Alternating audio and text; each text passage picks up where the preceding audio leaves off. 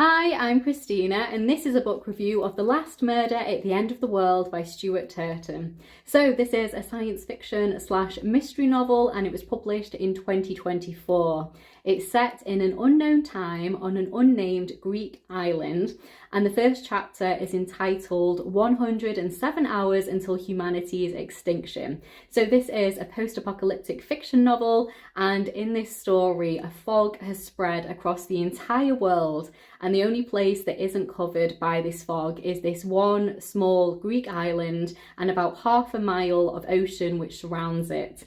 And inside this fog are glowing insects, and as soon as the fog touches anything at all, it will kill it. So it's a very interesting kind of setup, and a lot of very interesting things happen as well. So on this Greek island, there are about 120 people who live in the village, and they're known as the villagers. And we also have 3 scientists. So the villagers die once they hit the age of 60. They will never live any longer than that.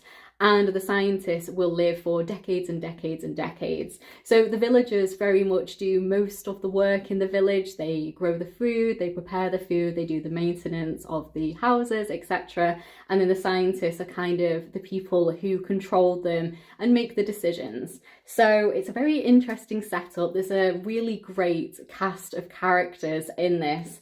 And it's a really interesting kind of mystery novel and kind of a multi kind of genre book, which I really enjoyed. So I absolutely love science fiction novels, and I love post-apocalyptic fiction novels. They're kind of one of my favorite genres, and I also really enjoy murder mysteries, and he's kind of smashed those 2 genres together, and he's done it very well. So there's a lot more aspects that I'm not going to say, because I think it's one of those stories that you just want to pick it up and start reading it and just kind of see where it takes you. There's so many interesting, unusual things that happen, and you're very much trying to sit there, read, and kind of piece together all the clues. So basically somebody does get murdered, and it very much is the last murder at the end of the world, because we assume that most of humanity is extinct apart from the people who live on this one small Greek island, which is the only place that they think the fog hasn't reached. And obviously everyone else must be dead. And I don't think a murder has been recorded for like the last 90 years. So all of these people have very much been living in harmony. There really isn't crime. It's a very safe kind of place. And then obviously a murder happens, and you kind of have to figure out what's happening. So one woman named Emery is assigned to investigate the murder, and we follow Emery throughout her entire investigation, and we're basically trying to figure out what happened at the same time as she is, and we're looking at the same clues and just trying to piece this together. So the reason that it's very difficult to investigate this murder is because everybody's memories for that night have been wiped. So nobody has any recollection at all of what happened. So it isn't like a normal murder where you can go and try and talk to witnesses and try to put together a timeline of events, because every single person on this island has no memory of it at all. And the reason for that is there is an artificial intelligence called Abby on this island, and one of the scientists has created this artificial intelligence, and it's implanted in your head, so Abby can read all of your thoughts and can communicate to you. And for most of the villagers, for their entire lives, Abby has been talking to them. So that's why it's a very safe place, because every time people would think not very nice things, Abby would kind of push people into the right direction and kind of make it a very safe and lovely place to live. And I thought the inclusion of the artificial intelligence was also really interesting. And I really like the idea of people trying to solve a murder when nobody has any memories of that night at all. I thought that was a really interesting way to do the murder mystery. I don't think I've ever read a murder mystery where nobody has any recollection of the events at all, so I thought that was a really nice little niche that he decided to put in there.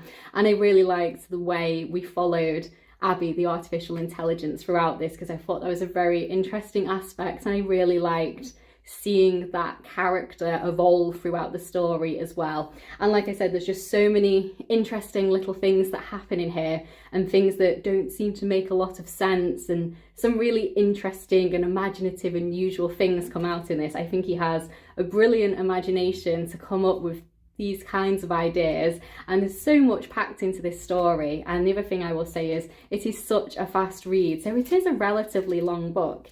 It's over 300 pages long, and I absolutely raced through this book. It is very, very readable. It is so easy to keep turning those pages, and I had a really, really fun time with it. So I'm giving this one 5 stars.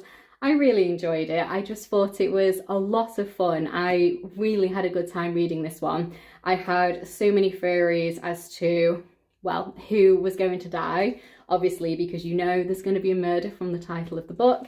And I had so many theories about how this had happened and who was involved and who would have motives to do certain things. And yeah, it was very, very interesting. I really enjoyed that aspect of it. It was a really fun book to read, kind of in the same vein as The Appeal by Janice Hallett. So if you like those kind of murder mysteries, I think you would really enjoy this one too. It's a really fun read, and I really enjoyed it. So I'm definitely looking forward to reading the other books that he has written.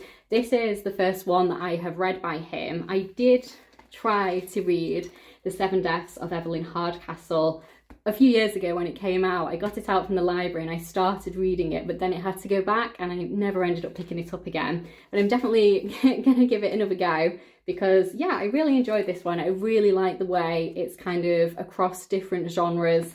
I really liked following all the different characters, and yeah, I think a lot of the characters in this I really liked. There's a lot of very interesting characters, a lot of interesting things to discover, and it's one of those books that you really think about it, and when you put it down to stop reading it, I was still in this world and still thinking about, oh, what's going to happen, and oh, who did what, or who said what, and different events have kind of been laid out in a certain way.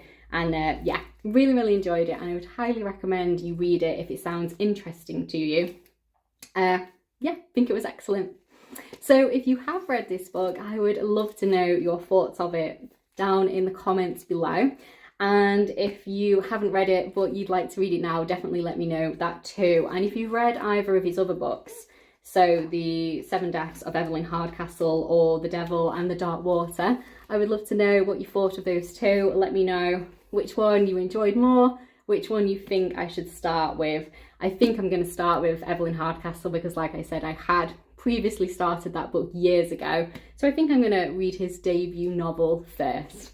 So yeah, thank you so much for watching. Please do like the video if you've liked it, and please do subscribe if you'd like to hear more of me talking about books. I'll see you in my next one.